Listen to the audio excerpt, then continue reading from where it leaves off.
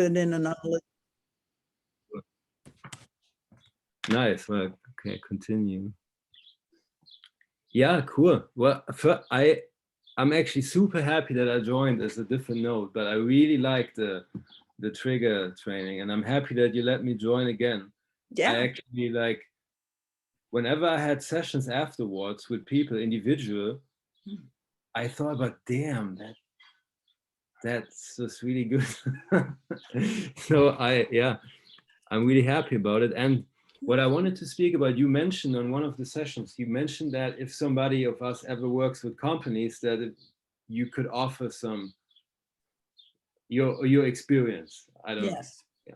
So I'm just actually moving in that direction. I have a few clients now that I already had some companies that I work with and like work teams. And I will now, that's what I wanted to talk about mainly. I'm cooperating with a guy. He has like a leadership efficiency, like really high level stuff. And he went to one of my workshops, like Radical Honesty one. And he is going to cooperate with me for one of their new clients, which is like a huge chain of supermarkets and like top 12 of their super C-level executives. And so I'm nervous. I also told him that I'm scared. I don't know. And yeah, so I'm curious from your experience, what were things that you focus on if you didn't have like a clear agenda? I know you mentioned one thing, that what they always liked was the difference between an imagining and reality, which probably helps with decision making in that environment, I guess. Yeah, well, we need to know a little bit more about what the job is of these people. If it's a top team, and they're just trying to build trust, that's a lot of, better communication leads to better trust and flow of information. Okay, that's a kind of a team building thing. So I can talk to you about, top teams like the president and 8 vice presidents, that type of thing. That has one flavor. If it's a more of a lower level team, they're kind of more in the middle between the top brass and the, let's say, the line workers who are more in touch with the customers. So we kind of need to know that, or I can talk to you about kind of some differences, how to work with both. And then there's, you mentioned efficiency and stuff like that. There's basic management training. So there's a difference between team building, where you're just working with the team to get the information flow more smoothly, including learning how to clear the air, which is a big deal, and give feedback. Those are the 2 biggest skills, is to give one another feedback that isn't just emotional, but has something to do with actual job performance. So it's, there's clearing the air with your friends and your family, and then there's clearing the air and giving feedback at a work setting. And it should be tied in some way to either we need to trust each other in order to move forward, so this is why we need to do this, or I need to be able to let you know some skills that I can help you improve on, and are you willing to take my coaching, that type of thing. So there's these different like types of things, but basic, and sometimes you would go in and you do a little bit of an assessment first. Like I'll even, sometimes if they've got a big budget, I'll interview each person on the team for maybe 45 minutes each and really get all their secrets. And I have to then tell them, this is all confidential, but I will be reporting back to the group my general impressions. Like I might say, most people feel like there's too much gossiping to each other and not enough talking directly to the person they should be talking to. That type of thing, because that's huge in organizations. You're probably going to find that. Yeah. So I'll come up for air now and let you direct me. Yeah. Yeah, I like that. That's a pretty good idea. And I don't know if I mentioned, I kind of know this world where I'm going to work in from experience. I used to work in investment bank auditing and shit like that. I think I read that somewhere. Yeah. So yeah, and it doesn't even matter, but I have experience in corporations and like different levels. So I'm actually happy that I now have a chance to do this more and to actually more work with, to change, kind of to create the world that I want to create, but on a higher leverage than just working one individual at a time to get back into their power, to kind of work a bit more where it has a bit more ripples potentially, where it's like a higher chance that it spills over and catches fire, yeah. So I have, but yeah, it's interesting that the thing that you mentioned with the teams. So far, I work with a company and they have like their 150 employees and whatnot. And they are kind of super modern in a way. And they have like these work teams, and the teams have their own budget, I would say, to hire whatever they want. So they're pretty flexible. So I've done a session for them, like for one of those teams, but it was quite harmonious, I imagine. And I got a bit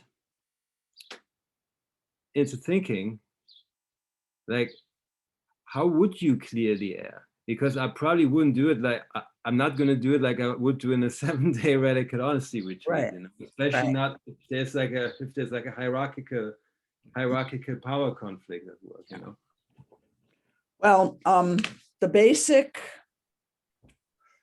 let's say the basic way I will teach clearing the air is with the structure, when this happened. So you have a specific thing, and I give them handouts and they have to go by the script. When this specific thing happened, the result was this. And my and then you can add to really clear the air, like, and the effect on me was this. So when you came late to, late is an interpretation. When you came and you teach people that bit, you teach them the difference between an interpretation, and you teach them little things like late, big one, or big one. Buzzwords like late or not a team player. There's all these buzzwords. And so the hardest thing in teaching this whole thing is teaching people how to actually be specific. So it's the when this happened that they're lousy at doing. And so I teach appreciations first. I teach, when this good thing happened, the result was this, and the impact on me was this. And then the last part would be, and my suggestion or my request would be this. Okay. So you've got possibly 4 parts.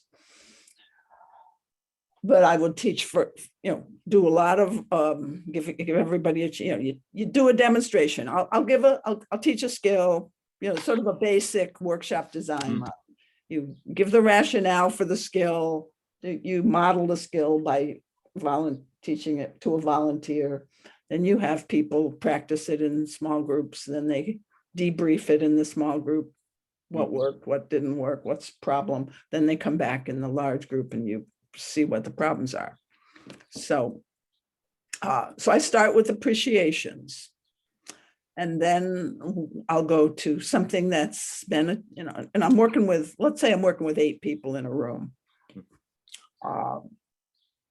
Then I'll ask them for something that's, I'll give, you know, then I'll give examples of the things that we really withhold are the things that we think are going to create conflict or defensiveness on the part of the other. And so, you know, sort of brainstorm, why do we not speak up?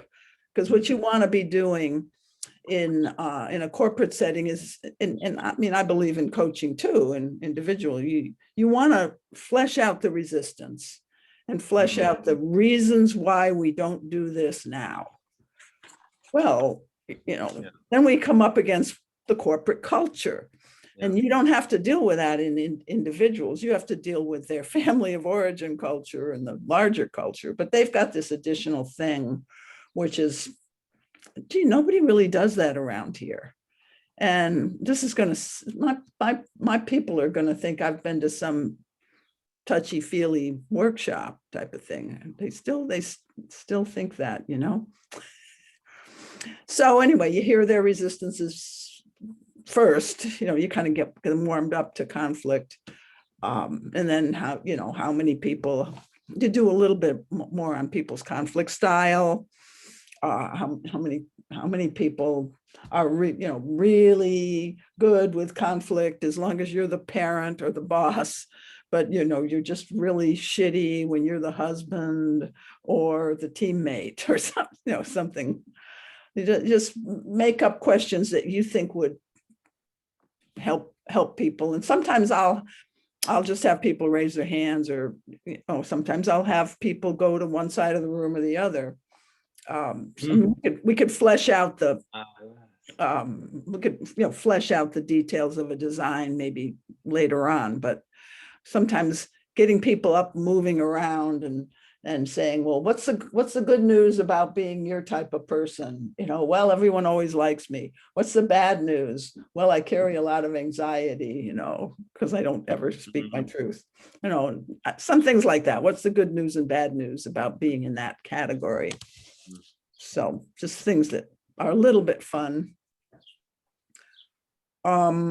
That's really good. I actually really, I really love it. I love what you're saying with the conflict size, the resistance, and the movement that just shaped the whole, like my thoughts into like seeing some possibilities. I bet you can. Yeah. So then you might come back, let's just say, on this thing about clearing the air, might come back then and okay, has anybody got, I find even in large groups, I can usually get volunteers to demonstrate a real conflict. So sometimes it'll be the actual 2 people will both volunteer. You have to really trust yourself to manage this in a group. And you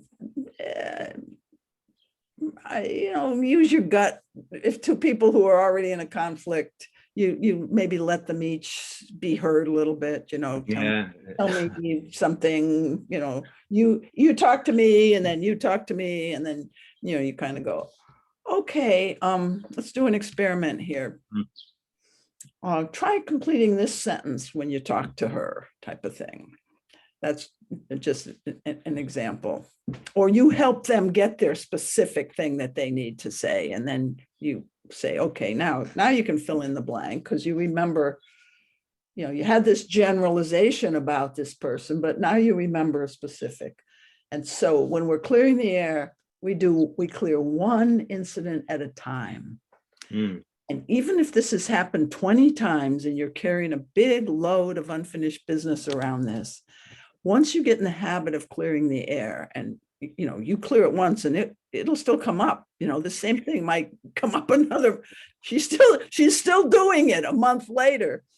But once you've learned to clear the air, you're more relaxed about having to do it.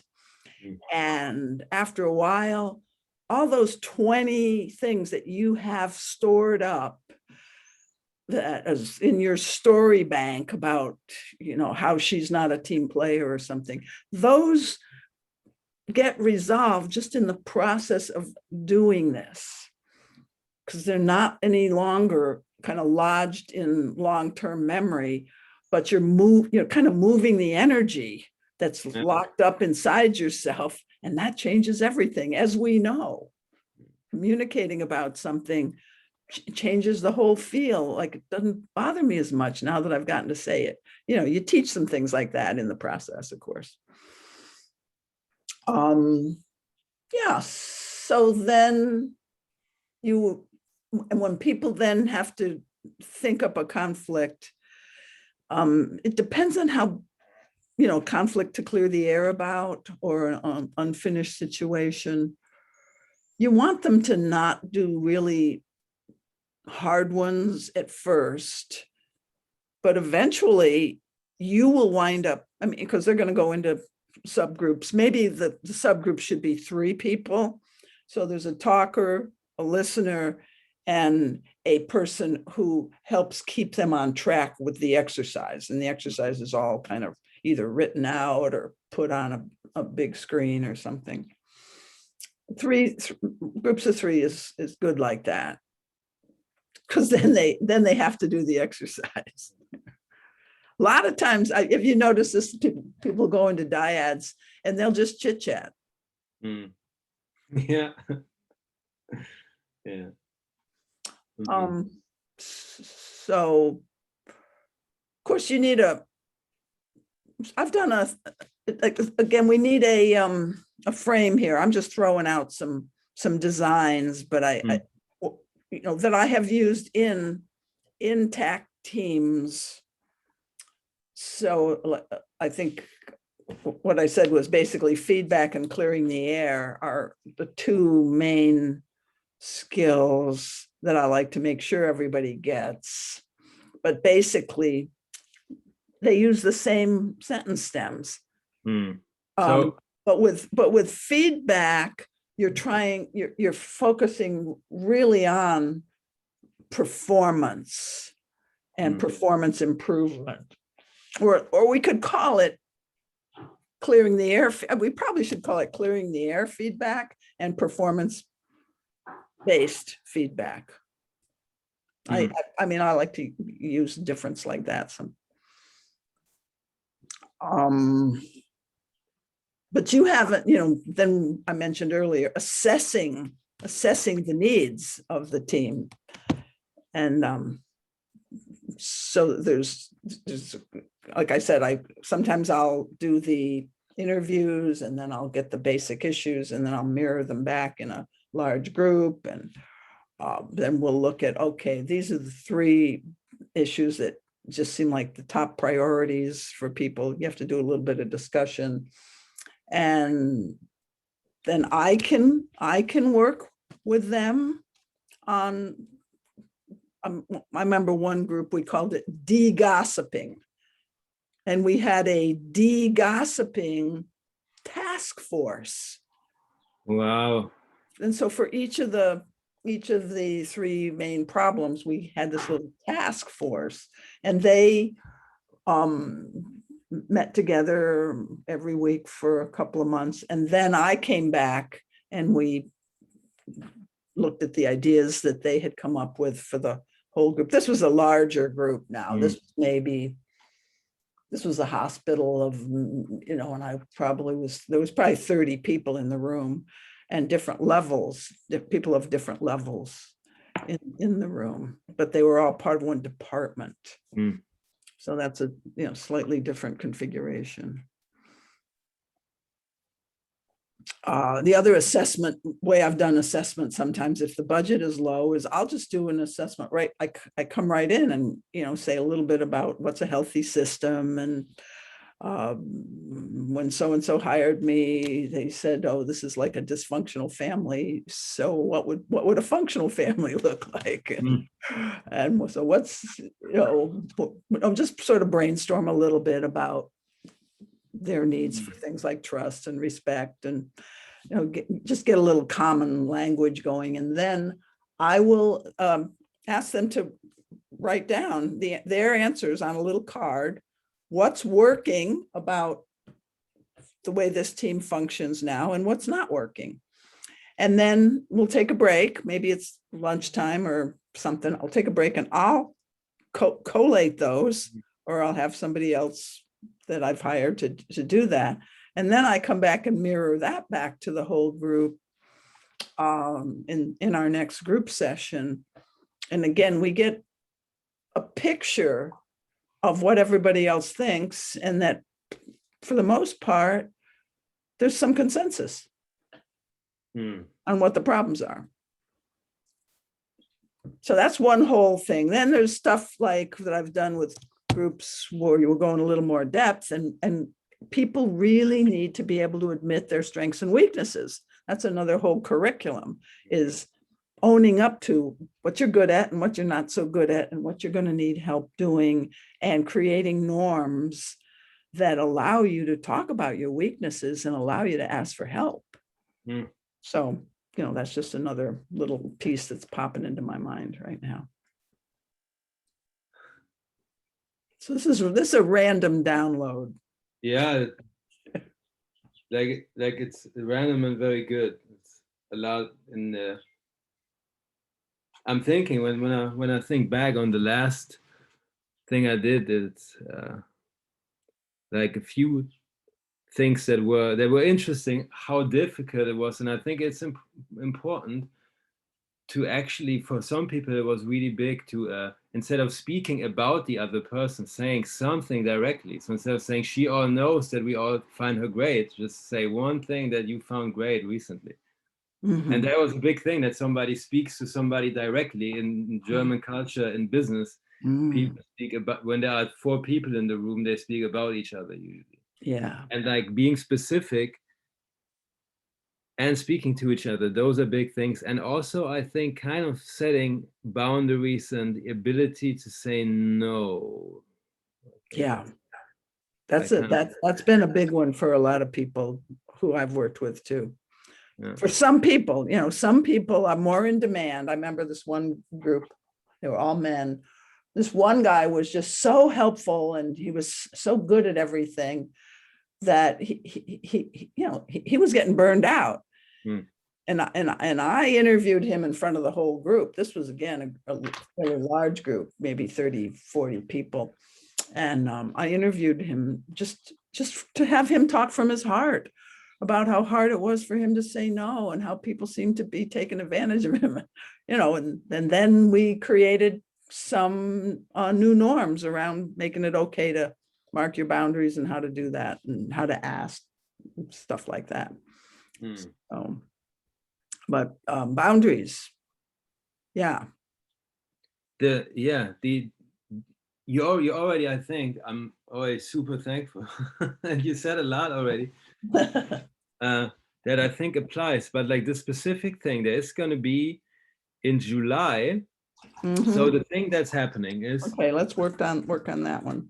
The thing that's happening is the people that I'm going to work with, they have it on their flag to say that they like, it's a leadership consultancy basically, and they sell them a 1-year program, like a whole year program of actually working with them, and they tell them in advance things that this is like, that they are challenged and that they have to expect to be challenged, that they are not going to be cushioned the whole time and stay comfortable. So there will be things that might be challenging, and they agree to it somehow. Yeah.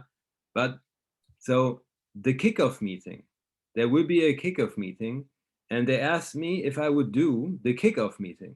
And the people that will be there, it's like a huge chain. It's called Globus. They have like supermarkets all over Europe.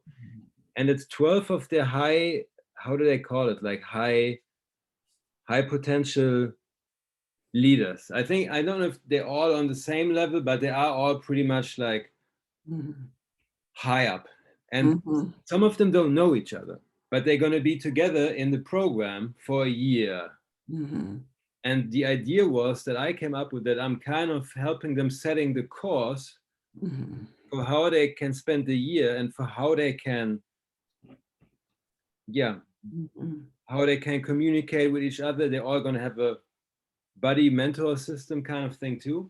So that kind of thing that I pretty much have, I don't have to, but I have the chance to set the kind of the whole framework for the year, so to speak,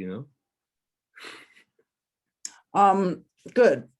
So these guys, you do not have the challenge of these guys have to work together. Exactly. They don't have to Or work they're going to together. learn some tools and attitudes and get some inner resilience, being better leaders. Yeah, exactly. That's exactly what it is about, pretty much. So let's divide it into personal resilience, personal practices that make you a credible, effective leader. Okay, so some of those have a lot to do with things like self-confidence, trustworthiness. Okay, so let's just put that over. The ability to think on your feet and inspire. Much of the research says that leaders are more credible when they tell the truth. I mean, duh. There's research in the business community there. So then and then the other kind of skill is more, I would say, inspiring others, bringing out the best in others, how to work with coaching others. Those are, I mean, I'm dividing it up like that in my head right now. But what would you say? I'm just starting you off here. Like if you wanted to make an outline for your presentation.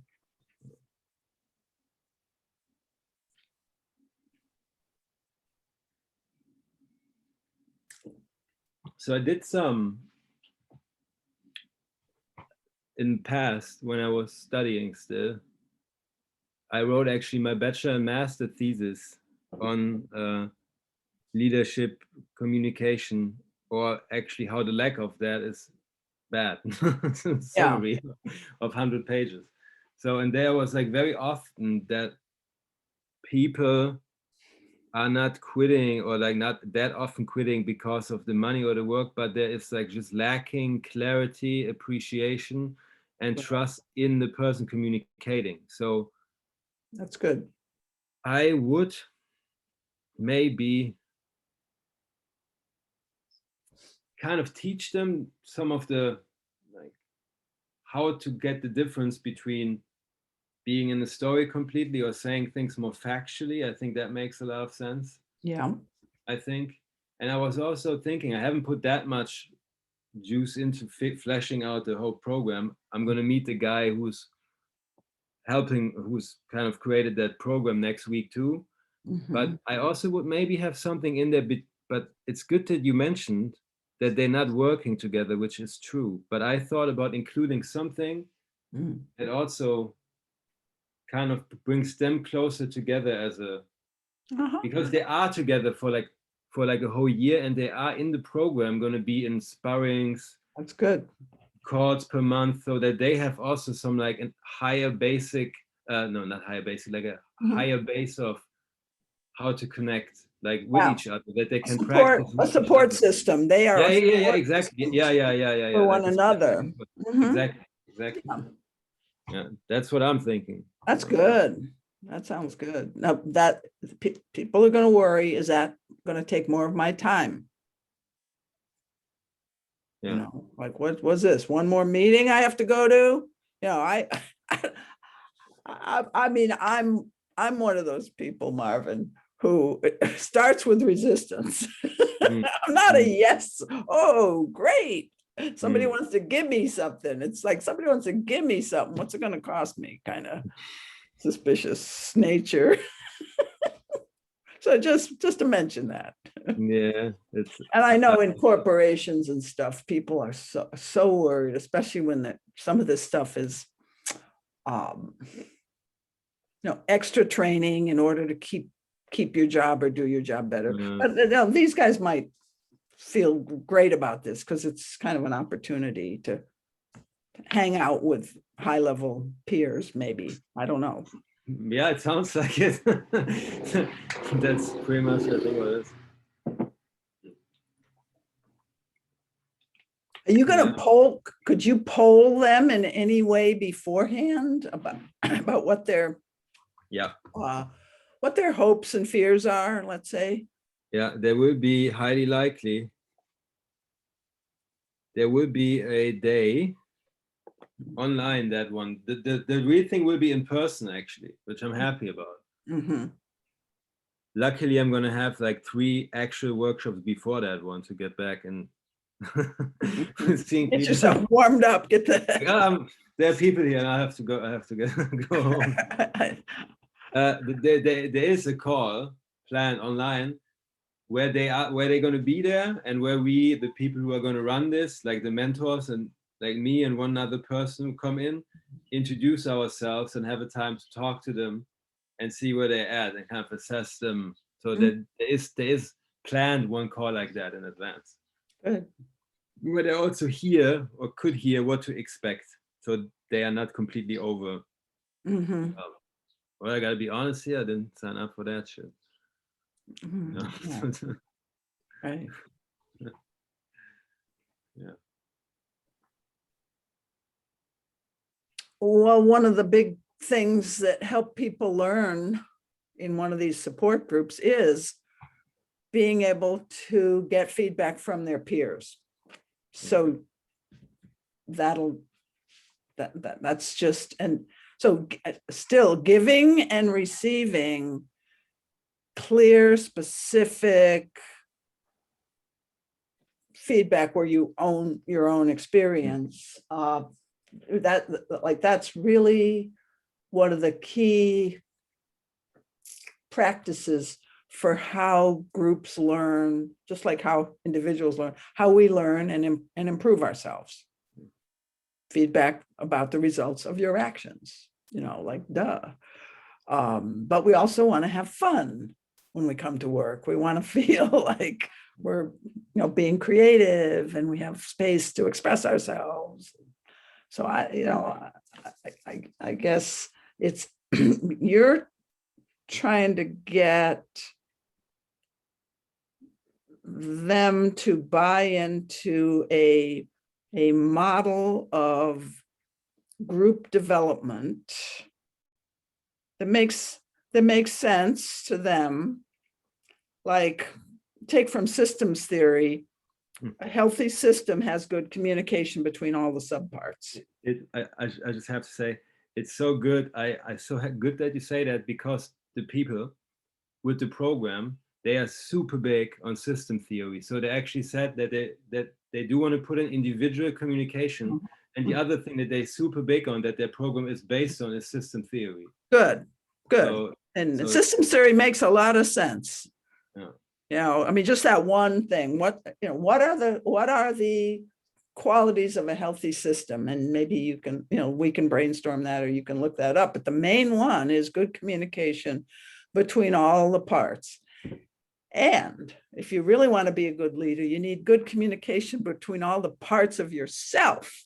And that's where some of this trigger work might come in. If you want to get deep into this, the parts of yourself that cause problems between yourself, your impatience. What's that impatience about? And people really getting to look into that. Oh, well, I'll tell you what mine's about, Marv, at least at my level, that I'm aware. You're wasting my time. I'm not important.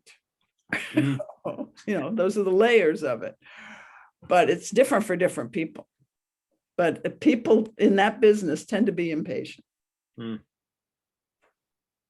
That's just one thought. Yeah. And that's sign of some kind of triggering going on. I'm excited about it though. Like it's actually, Mhm. it's one of the things that I wanted to move towards, and it's exactly the right amount of like where there's fear in Mhm. me, but there's also like excitement. So it's not like, oh my God, super scared there, but it's like Yeah, a healthy growth step. It's like, oh, I have to actually step up that, and but it's also actually met with excitement. that's great. That's Yeah, great. I, Yeah, you'll learn a lot. yeah, And if learning is your highest value versus looking good or even doing good, you'll be a lot better off. So take a look at that. I yeah, mean, for me, I'm willing to make a fool of myself in the service of my own learning and development. And sometimes I think I should have given some of these clients a refund because I did a shitty job, but boy, did I learn.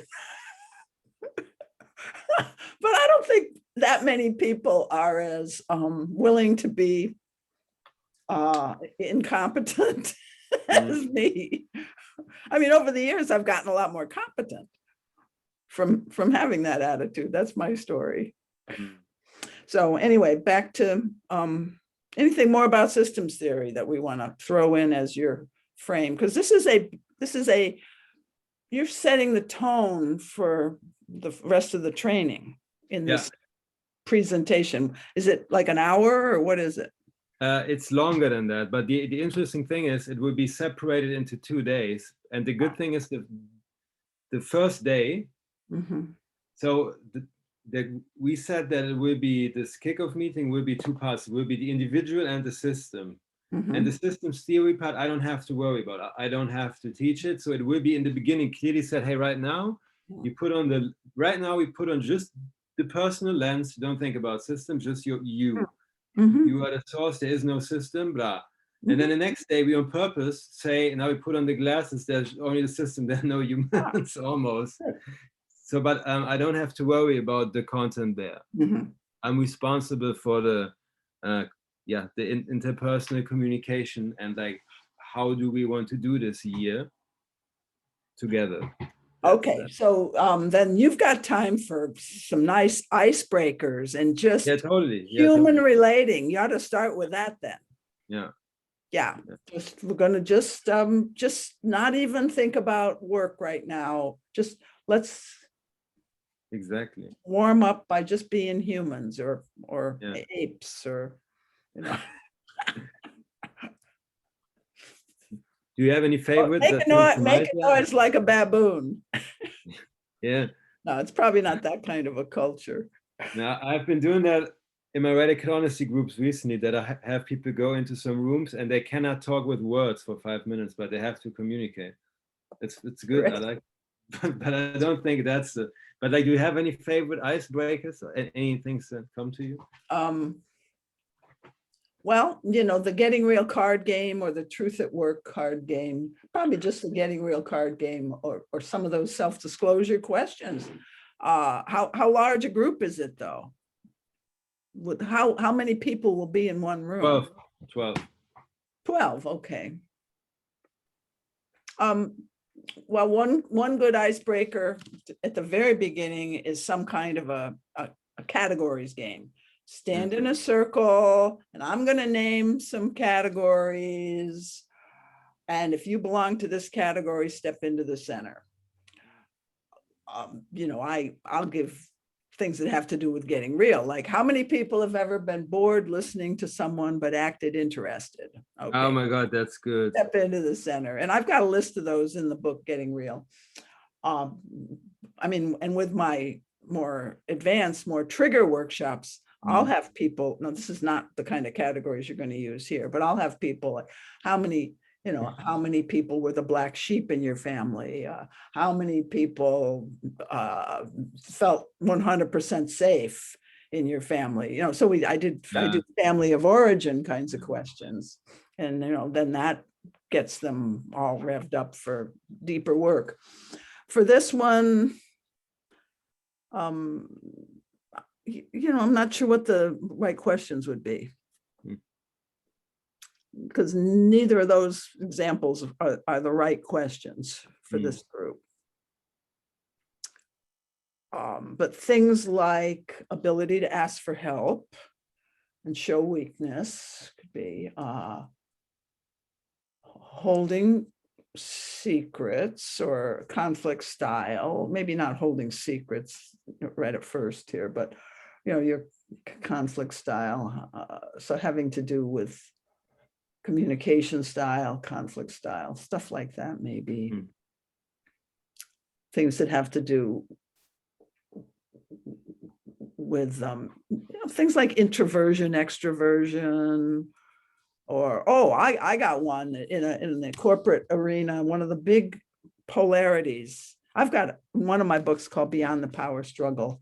I have a list of these polarities. So one of the polarities that's big is the people who are the get it done type of people who just, it doesn't have to be perfect, but just do your best and get it done. The other people are more like the scientists and the engineers who just really take a long time to make decisions, a long time to to do anything because they want to do it so well. Now, if they're all high-level leaders, they're probably pretty much more on the get it done side. So I'm not sure that's a good polarity for this group. But anyway, I'm thinking out loud here. There are the more task-oriented leaders and the more relational leaders. Something like that. I mean, that's a generalization, but you can probably find a way. How many people, when you're coaching somebody, think like to make sure the other person feels emotionally safe and appreciated. And then how many, and this would be more of a polarity, go to this side and that side more than a step into the center, I think. But you could do it, step into the center, because then the next one would be how many people are just matter of fact, you tell them what you expect and you don't spend a lot of time nurturing their emotions as your basic leadership style, and you could maybe think of a few other leadership styles. That's that's good. I like that. So anyway, that's one icebreaker, and is a categories game. I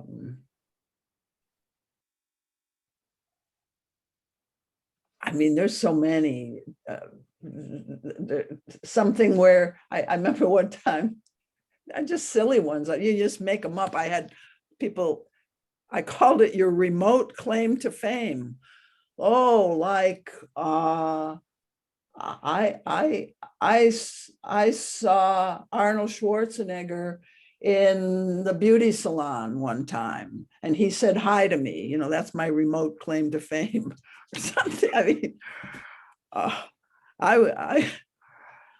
I was once in the bathroom stall next to some famous baseball player or something. Yeah, I get it. Yeah. I mean, it was silly, but people, these were high school teachers, so they had a lot of presentation skills already. But I think you're funny. You could think up some kind of thing to share about yourself that's just kind of lighthearted and meaningless. Yeah. But I have liked the card game where you put the cards in the center and you can make up your own cards. You put a bunch of cards in the center and a person picks a card, reads the card, and then responds to the card within 1 minute. And you time people. And you can start with, you can just stack the deck so that the questions are more light and then they get a little deeper. But people like to talk about themselves, but don't let it go on too long. Don't let any one person. Oh, well, that's always a problem. How do you deal with somebody who's talking and you want to interrupt them? I mean, that's a big one. You'll have to get to that one somewhere. Yeah.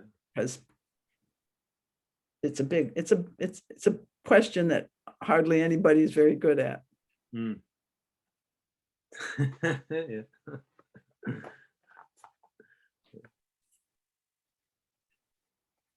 But in the Getting Real game, you could say, you know, what's an interpersonal situation that brings out your best, and what's an interpersonal situation that where you almost always feel like a failure or something. I'm making that up. It's probably not the best words.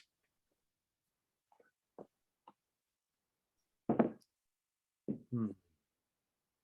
So some of those questions, if you did do a card game, some version of a card game, some of those questions are kind of diagnostic of what are some of the issues that people are bringing. So that can be good, but it's still an icebreaker. Yeah. Yeah, that's really good. I like it.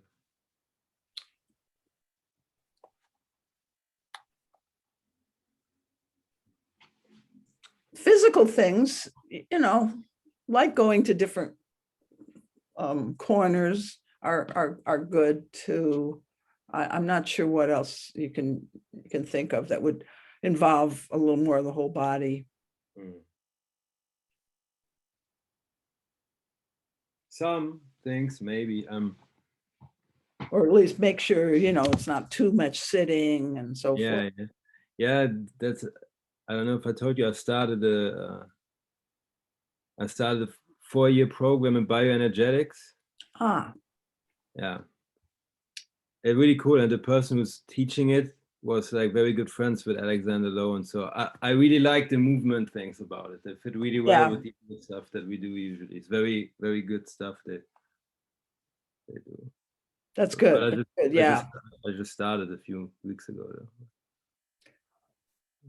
Now that I'm thinking about it, there's a paper exercise that I do. This has more to do with conflict, but you know, I call 2 volunteers up and I say, each person holds the piece of paper on the 4 corners. It's a blank piece of paper. And so the exercise is like this paper represents something very important to each of you, but there's only one piece of paper. And in a minute, I'm going to say start, and you can talk or not talk. And your job is to get the piece of paper for yourself. And if the paper tears, you both lose.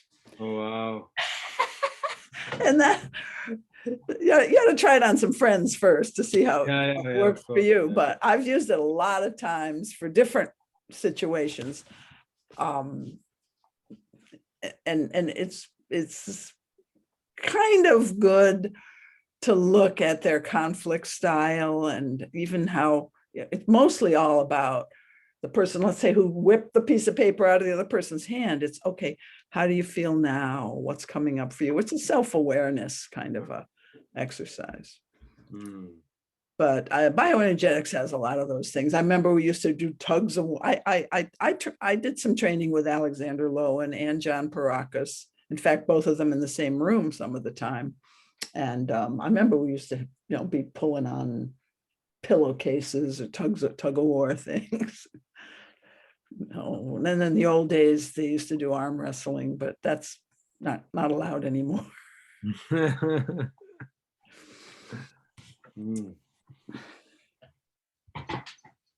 That's great. I like that. Like the different categories and the Getting Real game. So with and talking about the conflict styles, and first of all, like collecting information, I think that's really cool. Like I feel pretty confident on the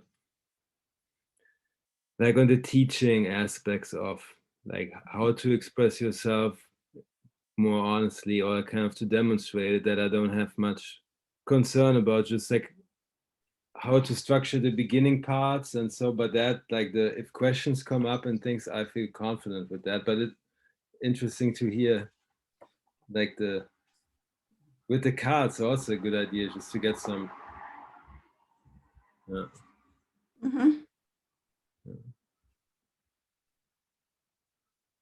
Hmm.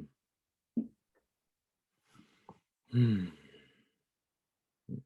I can send you some of the you probably don't have the Getting Real card game because you're in Europe and it's Hard to get. kind of a hassle. It's just a big hassle sending that to Europe. The customs people sometimes intercept it, but I can send you some of the questions. Yeah, that would be cool. I like that.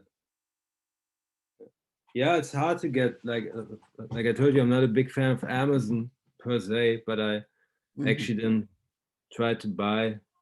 Well, I actually bought the Getting Real again, which I had, and I gave it to somebody, and some other ones, but they're all hard to get. Some are sold out.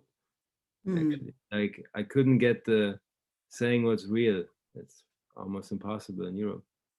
So I sent you the ebook, right? Yeah, yeah. I So I have electronic copies of all my books.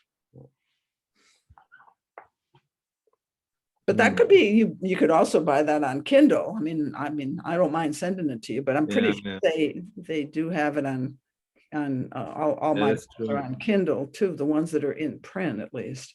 Yeah, I'm kind of old school. I like it. Usually if I buy a book, I buy them physical book. Yeah. Well, what else? Let's pause and see what else you need.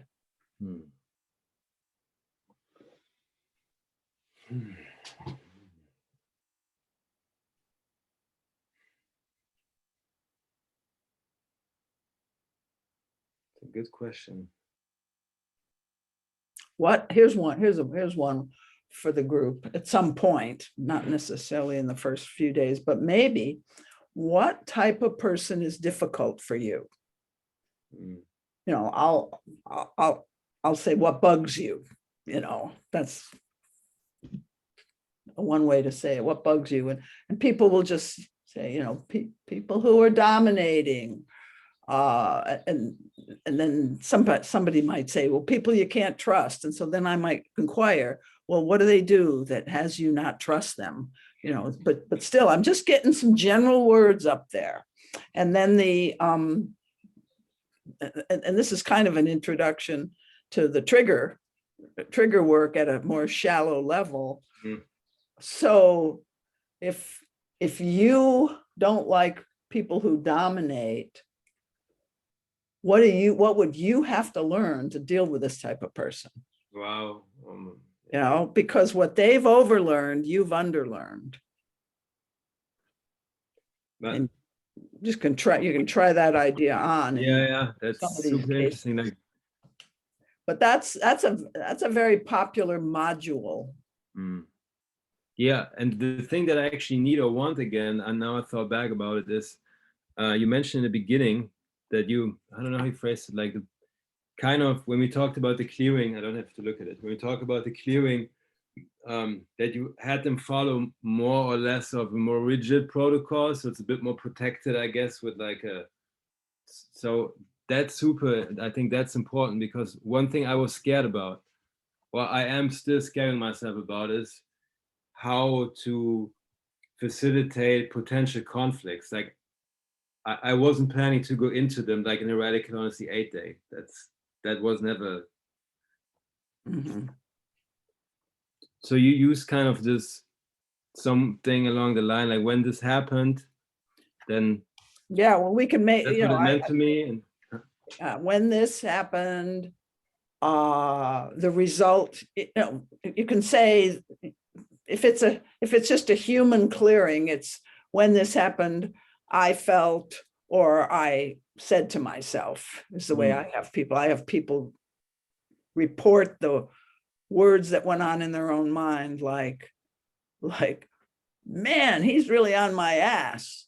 That's what I said to myself, when this happened. So, because then you're more revealing when you reveal your internal dialogue. Or when this happened, this was the result. Like the whole team, if you came in 5 minutes after our start time, instead of using the word late, the result was the whole team just chit-chatted for 5 minutes, and the impact on me was felt impatient and thought we're wasting our time. And there's one more sentence, I think, or one more blank. And now that I've said that, I feel. I think that, because sometimes if you said, this is once we get to the risky things, but even, like I said, start with safe appreciation type things.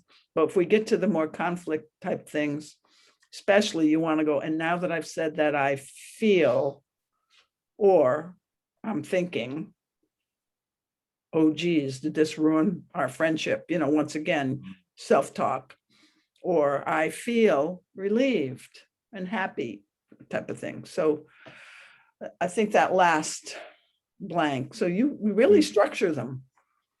So you would even do it with appreciations and like I would do start it even with thinking that- appreciations, because pretty soon you're going to be switching it over to resentments, not non-appreciation things. And so use the same exact structure. That's great. I like that. And I think I can work that in. I usually tell people, like, even in that context, I have been doing corporate work, even with the positive things, to be like so-called positive things, to be specific. So instead of saying, thank you for your great honesty and like whatever, because I think if you use the same mechanism, it will be the same thing as saying, you are an impatient asshole. It's the same thing as thank you for being so vulnerable. It's like using the imagination as a fact, so that people take responsibility for what it is that actually happened. Yes. And then for what it is that they made it mean. And that's like an important separation, that they don't put there and impose it as the truth, because that always, like, if people tell me, that's one of the big things that's appreciation, doing the appreciation first. Don't, like, you know, you and I both understand this, but they don't understand this. You put so much words, so much faith in your words, like, thank you for being so vulnerable. Yeah, it usually pisses me off when somebody tells me that. I think, you don't know how fucking vulnerable I just was. Well, calm down.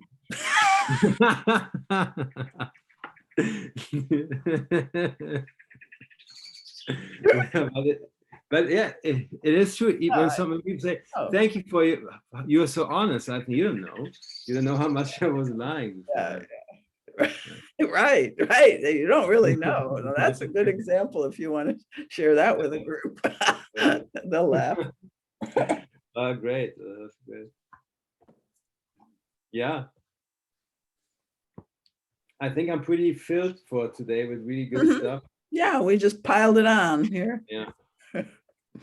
Yeah, if you get another client and you know, where you want to just go even deeper into design, but I think you're good at this. You've done workshops, you know how to design something, but yeah, corporations are a little different. Yeah, and I will probably, like, if you have time, I thought about asking you more often. Sure. For like an hour of your time like this. Just to that's good. And it doesn't always have to be the corporate stuff. Sometimes maybe some other stuff, or some of my own. Sure. I'd love to, I'd love to do that. Cool. Yes, I just think you're great. And I'm not going to bother to be specific about that. No, please don't. I'm not going to be pissed off about it. I should have said, don't be pissed off. No. Okay. So I actually wanted to ask you, I've been looking in the handouts I couldn't find, and Pavla also couldn't find, we couldn't find the core fears. I don't know what happened to them. I have all the other things printed out, but I looked at the list. Send you that. Yeah, that's what I wanted to ask. That's why I give you this long prologue. I want to ask if you would send me the. Okay. I think you sent them in week 1 or so, but we both didn't have them in our inbox. Yeah. Okay. Will do, and I'll send you some questions from the card game. Nice. And that'll get you started. You can make up your own that work for your audience. Cool. Okay, and I already got paid. Thank you for your payment. Yes, you're welcome. All righty. Good luck. Well, thank you. Yeah, shoot me an email. Let me know how it goes. Yes, I will. And potentially, if I talk to the people running it, like the program, maybe I talk to you again. Sure. See. But thank you for your time and for. Okay. So have a good day. It's early where you at? Huh? Yeah, it's 1 p.m.